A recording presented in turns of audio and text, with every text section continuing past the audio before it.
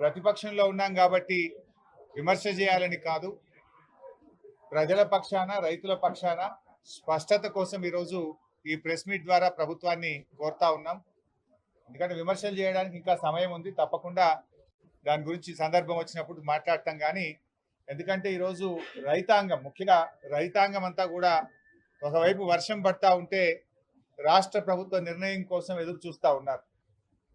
ఎందుకంటే ఆ రోజు ఎన్నికల ప్రచార సందర్భంలో కాంగ్రెస్ పార్టీ మీరు వడ్లు అమ్ముకోవద్దు, మేము అధికారంలోకి వస్తున్నాము, రాగానే 500 రూపాయలు బోనస్ ఇస్తాము, బోనస్ కలిపి మేము వడ్లు కొంటామని చెప్పి ఆ రోజు ఎన్నికల ప్రచారంలో చెప్పారు. ప్రతి క్వింటాల్కు 500 రూపాయలు అదనంగా ఇస్తామని చెప్పి ఎన్నికల ప్రచారంలో చెప్పారు. మరి కళ్ళాల్లో వడ్లన్నీ ఉన్నాయి, రైతులందరూ కళ్ళల్లో వత్తులు వేసుకొని ఎదురు చూస్తూ ఉన్నారు. ఒకవైపు తుఫాను ప్రభావం వల్ల వర్షం వచ్చి వడ్లు తడుస్తూ ఉన్నాయి అక్కడక్కడ. అందువల్ల నేను రైతుల పక్షాన స్పష్టత ఈ రాష్ట్ర ప్రభుత్వాన్ని కోరుతా ఉన్నా. 500 రూపాయల బోనస్ ఎప్పటి నుంచి ఇస్తారు, బోనస్తో కూడి వడ్ల కొనుగోలు ఎప్పటి నుంచి ప్రారంభిస్తారని తెలంగాణ రైతాంగం పక్షాన ఈ రాష్ట్ర ప్రభుత్వాన్ని స్పష్టత అడుగుతా ఉన్నాం.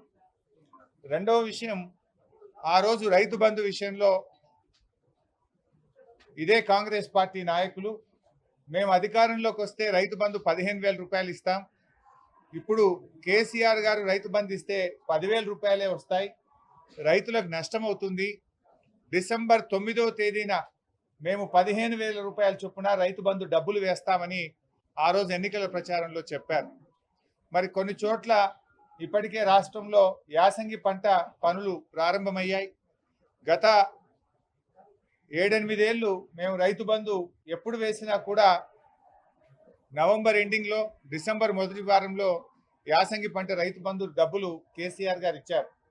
మరి ఈరోజు మీరు ప్రజలకు ఇచ్చిన మాట ప్రకారంగా డిసెంబర్ 9వ తేదీన 15,000 రూపాయల చొప్పున రైతు బంధు డబ్బులు వేస్తామన్నారు. ఇవాళ డిసెంబర్ 9వ తేదీ. మీరు ఏదైనా ప్రకటన చేస్తారనుకుంటే రైతుల విషయం మీద ఎలాంటి ప్రకటన ఇవ్వలేదు. 15,000 రూపాయల చొప్పున అంటే యాసంగి పంటకు ఎకరానికి 7,500 రూపాయల చొప్పున రైతులకు డబ్బులు ఇవ్వాలి. మీరు ప్రజలకు మాట ఇచ్చి ఉన్నారు, డిసెంబర్ 9వ తేదీన 15,000 చొప్పున రైతు బంధు డబ్బులు బ్యాంకుల్లో వేస్తామని ప్రజలకు మాట ఇచ్చారు. మరి ఈరోజు డిసెంబర్ 9వ తేదీ రైతులందరూ కూడా ఎదురు చూస్తూ ఉన్నారు. ప్రజలకు ఇచ్చిన మాట, రైతులకు ఇచ్చిన మాట ప్రకారంగా రైతు బంధు డబ్బులు ఎప్పటి నుంచి వేస్తారో రైతులకు స్పష్టత ఇవ్వాలని తెలంగాణ రైతాంగం పక్షాన నేను మిమ్మల్ని అడుగుతా ఉన్నాను. 3 తారీఖు నాడు ఫలితాలు వస్తే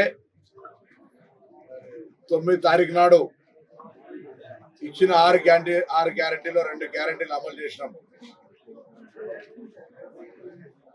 శాసనసభ సమావేశాల్లో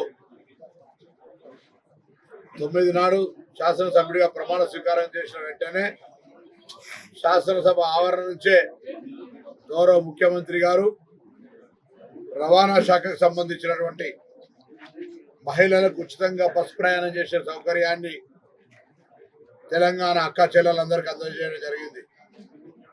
దాంతోపాటుగా అందరి ఆరోగ్యం బాగుండాలి, తెలంగాణ ఆరోగ్యవంతంగా ఉండాలనే ఆలోచనతో ఆరోగ్యశ్రీ కార్యక్రమాన్ని 5 లక్షల నుంచి 10 లక్షల రూపాయలకు పెంచుతూ కూడా జీవో విడుదల చేసి కార్యక్రమం తీసుకున్నాం. అన్ని రెఫరల్ హాస్పిటల్ లోపల ఈ చికిత్స అందుతుంది. భవిష్యత్తుకు సంబంధించినటువంటి హామీలను 100 రోజుల సమయం ఉంది. ఆ సమయం లోపల అన్నిటి లోపల అమలు చేస్తాం. కానీ కొంతమంది టీఆర్ఎస్ పార్టీ మాజీ మంత్రులు పదవిపోయి వారం కూడా కాలే, కొత్త ప్రభుత్వం ఎక్కి వారం కూడా కాలే, మరి కొంత మాటలు మాట్లాడుతూ ఉన్నారు. ఒక ఆయన అంటా ఉన్నాడు, ప్రొఫెసర్ ఆయనే, ఈ ప్రభుత్వంను నడవనీయం, ఈ ప్రభుత్వం కూలిపోతుంది. ప్రజలు గమనిస్తూ ఉన్నారు. ఈ పార్టీ ఫిరాయింపుల ద్వారా మీరు ఏ విధంగానైతే ప్రజాస్వామ్యాన్ని కూలి చేయాలనుకున్నారో ఇప్పుడు కూడా ప్రజలు టిట్ ఫట్ టాట్ లాగా నీకు బుద్ధి చెప్పినా కూడా మళ్ళీ అదే ఆలోచనతోటి అస్థిరపరిచేటువంటి ఆలోచన చేస్తే ప్రజలు తగిన బుద్ధి మళ్ళీ చెప్తారు. ఇంకొక ఆయన అంటాను రైతు బంధు ఏమైందని. రైతుకు పెట్టుబడి సహకారం అనేటువంటిది టీఆర్ఎస్ పార్టీ ప్రారంభించినప్పటి నుంచి కూడా డిసెంబర్ చివరి వారంలో ఇస్తారు. మొన్న ఒక్కసారి మాత్రం ఎన్నికలు వచ్చినాయని చెప్పి ఎన్నికలకు ముందు ఇచ్చారు. కాబట్టి తప్పకుండా పెట్టుబడి సహకారాన్ని గతంలో ఏ విధంగా ఏ డేట్లలో ఇస్తున్నారో ఆ డేట్లో ప్రకారంగా అందరికి కూడా ఆ కార్యక్రమం జరుగుతుంది. రెండో అంశం, గతం లోపల ఈ నియోజకవర్గం ముఖ్యమంత్రి ప్రాతినిధ్యం వహించిన నియోజకవర్గంలో ఉన్నటువంటి ప్రజలు, రాష్ట్రం అంతా వదిలిపెట్టండి, ఈ నియోజకవర్గంలో ఉన్నటువంటి ప్రజలు కూడా వాళ్ళ సమస్యల్ని వినవించుకునేటువంటి పరిస్థితి లేకుండే. ఎన్నన్నా ప్రజల్ని కలిస్తే అది వార్త, ఎన్నన్నా ప్రజలు ప్రగతి భవన్ ఫామ్ హౌస్కి వెళ్తే అదొక న్యూస్. మొన్న మరి ఎర్రవెల్లలో ఎక్కడో చింతమడుకోళ్ళు, అది కూడా ఈ నియోజకవర్గం కాదు, అదే చింతమడుకోళ్ళు వస్తే వాళ్ళకి సంబంధించి కొంచెం వైట్ పేపర్ అడిగినాము. యాక్చువల్గా ఏం జరుగుతోంది, నేను టీవీ 9 చర్చ చేసినప్పుడు ఆయన సీనియర్ రిపోర్టర్, నేను ఎన్ఎస్సీ ఉన్నప్పటి నుంచి ఆయన రిపోర్టర్, ఆయన అడిగిన ఈ రాష్ట్రంలో ఒక విద్యుత్ శాఖ పేరు ఎంత అప్పున్నది మీకు ఏమైనా ఐడియా ఉందా అని. మీరు అందరూ పట్టుకోండి, అందరి కింద 85,000 కోట్ల అప్పు. సో ఫైనాన్షియల్ స్టాండర్డ్, మేము మా స్కీమ్స్ ఇంప్లిమెంటేషన్ డిఫరెంట్, కానీ రాష్ట్ర ఆర్థిక పరిస్థితి ఏ విధంగా చతికిల పడ్డది, కూలపడ్డది చెప్పాలి కదా. ఇంటికి వచ్చిన అది భోజనం చెప్తుంది కానీ వంట చేస్తే కానీ భార్య అయ్యే పైసా సామాన్లు లేదని చెప్తారు కదా. అట్లానే భోజనం పెట్టకుండా ఆపేది లేదు అన్నట్టుగా మేము మా కార్యక్రమాలను అమలు చేస్తాం. కానీ రాష్ట్రంలో గత 10 సంవత్సరాలుగా ఈ ప్రభుత్వ నిర్వాహకాన్ని కూడా ప్రజలకు చెప్పే ప్రయత్నం చేస్తాం. పాలసీ కాదు, అది అభిప్రాయం చెప్పారు.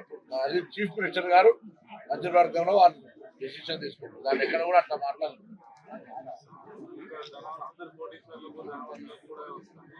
మీరు చాలా మంది మీరే అంటారు, పబ్లికే అంటారు ఆ మాట.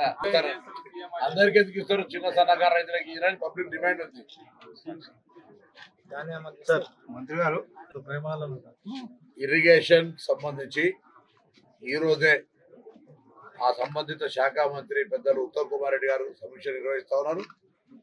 నేను కూడా సిద్దిపేట జిల్లాకు సంబంధించి అది గౌరవెల్లి కావచ్చు, గండిపల్లి కావచ్చు, లేదా ఇక్కడ మల్లన్న సాగర్, వెంకగట్టు, లేదా కొండపోచమ్మ కావచ్చు, పునరావాసము, తద్వారా రైతాంగానికి నీళ్ళు అందించడానికి కాలువలు తవ్వలేదు. ఇటువంటి కార్యక్రమాలన్నింటినీ వారి దృష్టికి తీసుకుపోయినా రివ్యూ చేసిన తర్వాత రేపు నేను మంత్రి గారితో కూర్చొని ఏ అంశమైన చర్చల ద్వారా నిర్వాసితులను కూర్చోబెట్టి, ప్రభుత్వం కూర్చోబెట్టి సమస్యను పరిష్కారం చేసే ఆలోచనతో మేము ఉన్నాం. ఇందులో ఎవరు కూడా అంటే పట్టింపులకు పోయి సమస్యను జటిలం చేసుకునే అవసరం లేదు. మేము కూడా ప్రభుత్వం తరఫున మేము కూడా 10 మెట్లు దిగాలంటే దిగుతాం. నిర్వాసితులు కూడా 4 మెట్లు దిగాల్సి దిగి సమస్యను పరిష్కారం చేసుకునే దిశలో కూడా డిస్కషన్లో పరిష్కారం కాని అంశం లేదు. ప్రపంచంలో చర్చల ద్వారా పరిష్కారం కాని అంశం లేదు. లాఠీలతో కాదు, మా గౌరవెల్లిలో లాఠీలతో కొట్టి అర్ధరాత్రి మహిళలను దాడి చేసి అరెస్ట్ చేసి రైతులకు బయట చేసి పంపిన సమస్య పరిష్కారం కాలే. మేము ఎన్నికల ముందు కూడా చెప్పినాం, బై డైలాగ్, బై డిస్కషన్, ఇగో ఆర్థిక పరిస్థితి ప్రభుత్వం ఇట్లా చేసి పెట్టారు, ఇది చేస్తాం, ఇది ఒప్పుకోవాలి, ఇట్లున్న పరిస్థితి అని మనం క్షేత్రస్థాయి రైతులకు నీళ్ళు ఇవ్వాలి అనే విధంగా వాళ్ళందరితో డిస్కషన్ చేసి నెగోషియేట్ చేసి ఇష్యూని రిజాల్వ్ చేస్తాం పక్కా.